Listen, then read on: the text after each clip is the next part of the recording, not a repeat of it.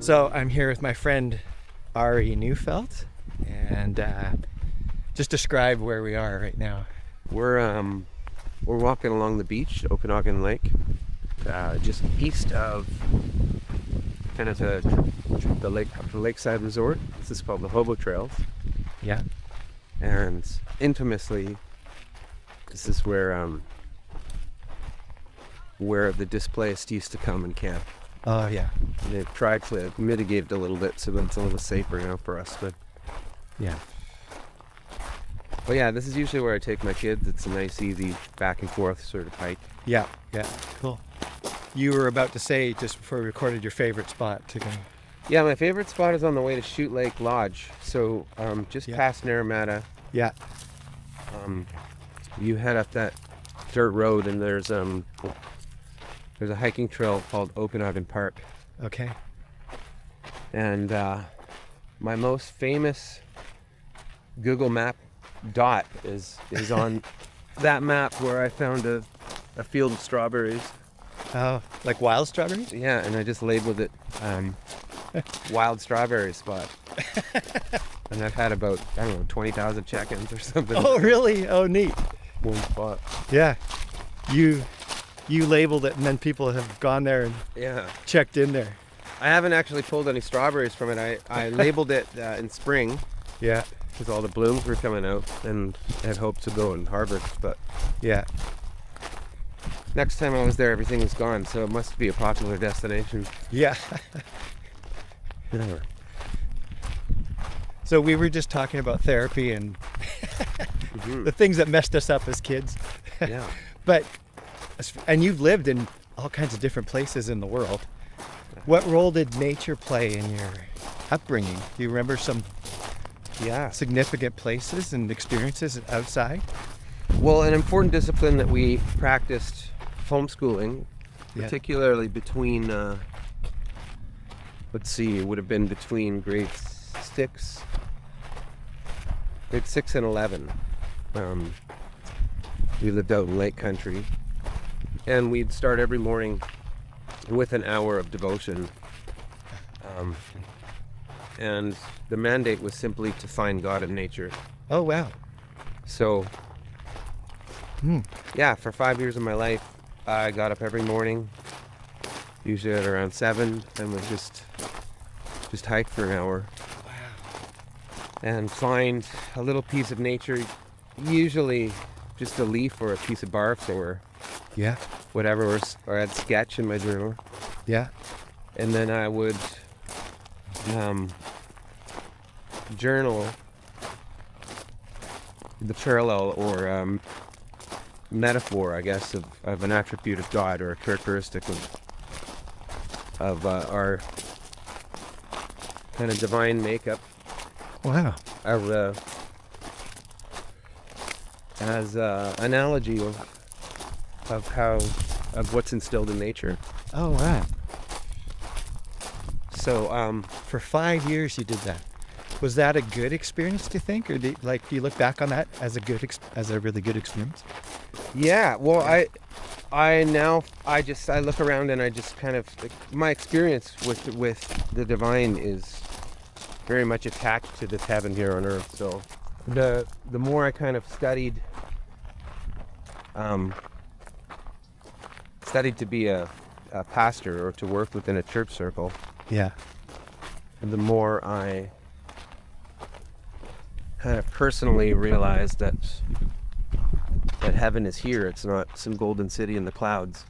Uh-huh. And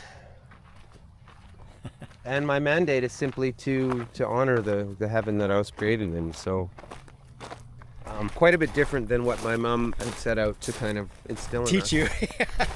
because we were always living for the afterlife. Mm-hmm. But it's really taught me how to fall in love with nature Yeah.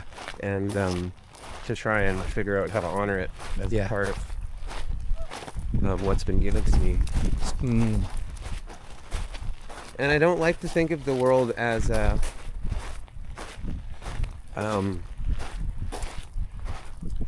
as a gigantic place that I'll always be looking for my place to fit into it. I've really kind of turned it into a personal journey. Mm-hmm. All I know is what I can find for my own heart and spirit Yeah. in my short time here on the planet. We grew up effectively kind of accomplishing a lot of world travel and Yeah. a lot of diverse activity in the name of our time here on Earth is temporary, Mm-hmm.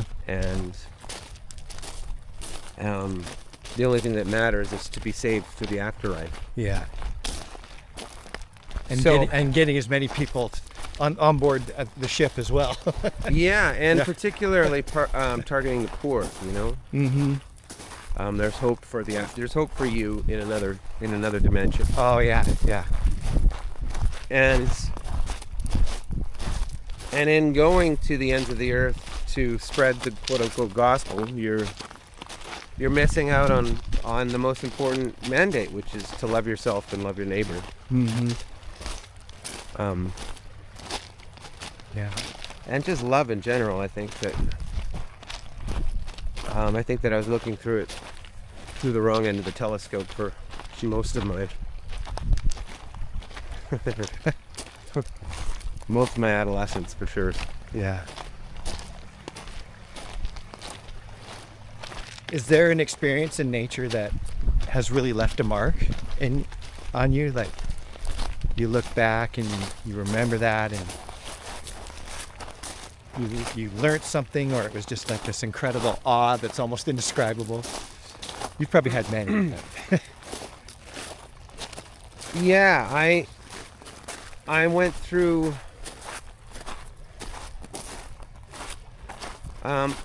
probably my hardest depression around when I was 14, and just pre-adolescence,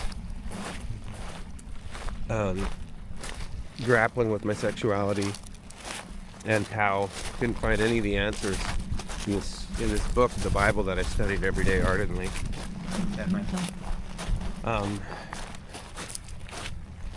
And I never ran away from home, but I did leave home several times. Just told my parents this is what I had to do. I had a bit of a martyr complex. I was convinced I was gonna somehow die and be killed for doing something radical in my faith. yeah. Quite narcissistic, actually. I truly believed I was important. and I felt very alone in it, even though I had a loving family and spent a lot of time together, and my three brothers and I related to one another quite a bit, and my parents were amazing. But I did, when I was 14, I told my mom I have to leave. I have to find myself. And I packed a backpack with one change of underwear, a wool sweater, Yeah. a hammock, a loaf of bread, Yeah. and an empty milk jug that I filled up with water. And that was it. I was just like, if it kills me, I'm going into the hills, and I'll contact you when I've figured it out. Oh yeah. Must have been pretty terrifying for my mom. Yeah. They just let you go, obviously. There was no choice. I think my dad got yeah. home from work, and he wasn't even aware of it until my mom told him, and he freaked out. Oh yeah. So he's just out there somewhere. Yeah. But I didn't last very long. I was,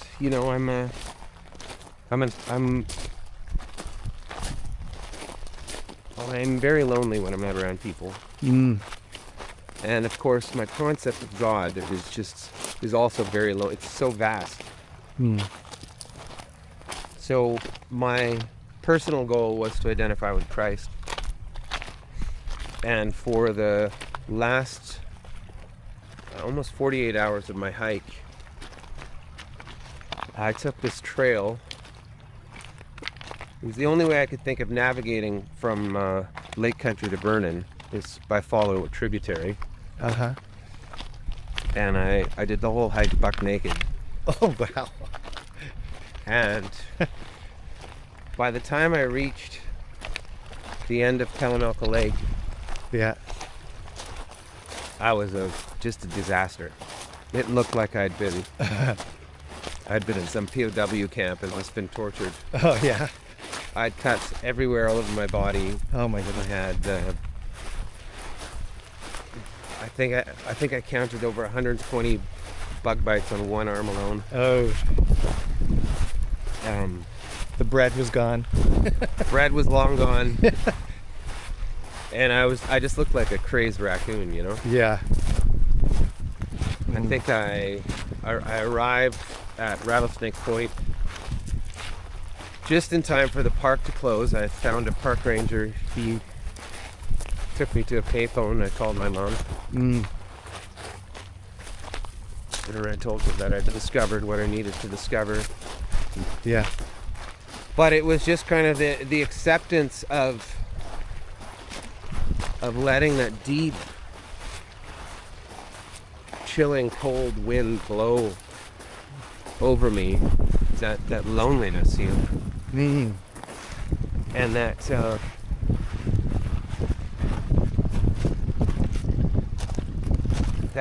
awful, haunting feeling of just being responsible for my own sovereignty, Mm.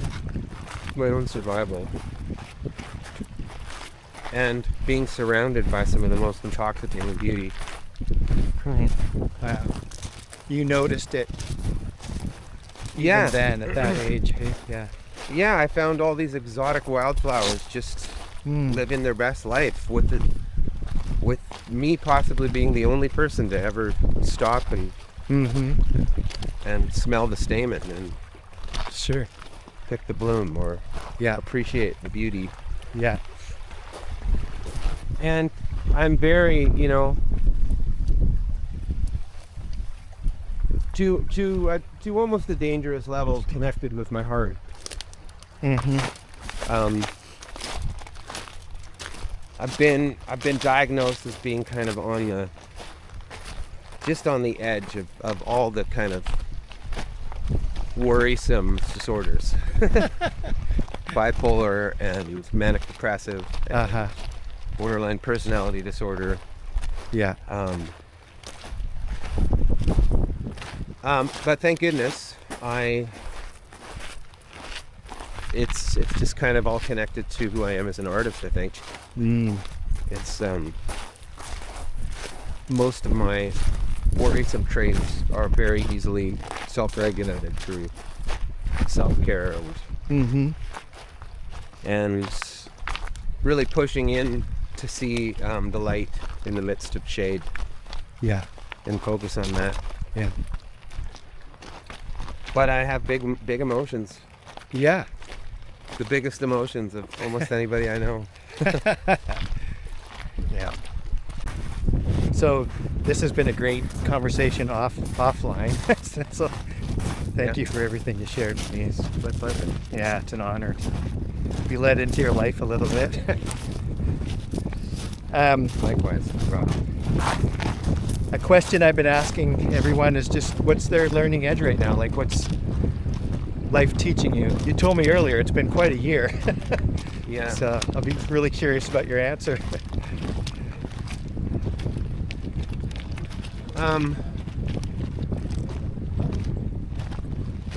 Oh man. Yeah, my answer is complicated. I deliberate about this kind of thing a lot. I spend a lot of time, particularly after work, because my work is so social, Mm-hmm. be it in music or the arts. Yeah. and then in the hospitality industry. And you're really putting out, right? Like you're really Yeah, I feel a lot of giving energy. a lot of yourself. Yeah. I feel a lot of energy move, and a lot of it leave me. So, Yeah. And I've become increasingly more uncomfortable with who I share my process with because it's so vulnerable. Okay. And I would say I feel increasingly more like a victim, but I am aware that I'm increasingly less of a victim, if that makes sense. My feelings about it increase, but I'm more and more aware that You're aware of it. Yeah. that I'm not a victim to anything, and I have the opportunity to change that feeling. Yeah. So I think it's just softening to the concept that it's okay. I mean, like, we weren't meant to be important. I mean, not to be supernaturally important or more important than the person next to us, or the ant that's running next to us up and down the hill. Yeah. And it's given me a lot more rest. I mean, the more I get caught up in the strife to do something magnificent with the life I've been given, the more my tendency is to flake out because I'm so overwhelmed with my shortcomings, that my tendency is to give in to my self-medication, which typically detract from getting the work done. Yeah. My biggest temptation is to sleep all day. Yeah. And then to wake up and eat a whole bunch of food that that isn't good for me. Yeah. To medicate in that way. And go to work and do it all over again. Yeah, and to really find the biggest escape in my life is my frickin' iPhone. Yeah. Just, there's enough distraction on there to just keep me zombified. Yeah. And of course, none of these things get the job done. Right. Or tick the things off my list. So I think I'm just really trying to figure out, like, who I am without comparing myself to somebody else, for hope for somebody else's approval. And in the case of my creativity, not to always be in pursuit of winning the lottery, of hopefully trending. Yeah. Because it's a carrot that I just can't. I'll never. Yeah. I'll always be chasing. Yeah. Our battery died, so if you can remember where you were at, just finish that thought. Yeah, there's nothing more soul crushing as a creative than being in constant pursuit of anticipating what's going to trend next. So I've been struggling with this my whole life. Why don't I just write the pop song that's going to make me popular and make me a millionaire? Yeah. And then once I've won that lottery ticket, once that's trended and I've made my millions of dollars, then I can go on and pursue my life as an artist. But I think inherently in that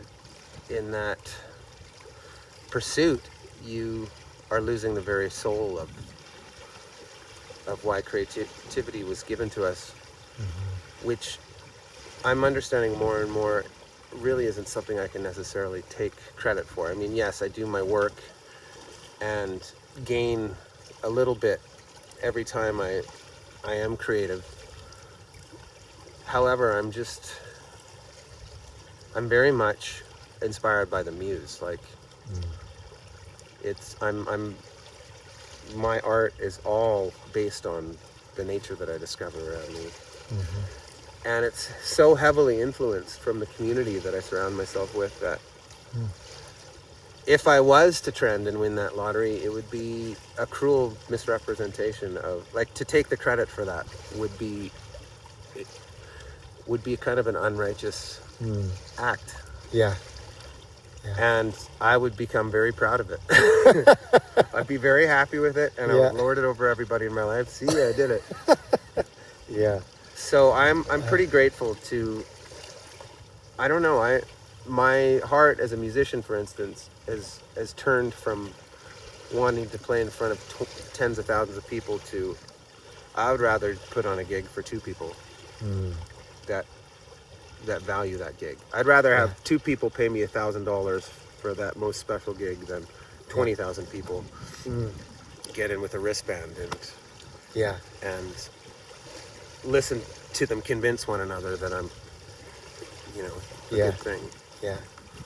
So, well, I got to thank you. Thank you for sharing your gift with us, and your music has meant a lot to us, and your ears have meant a lot to me. we're like Kath and I are like those 2 people, right? Yeah. Yeah. Yeah, exactly.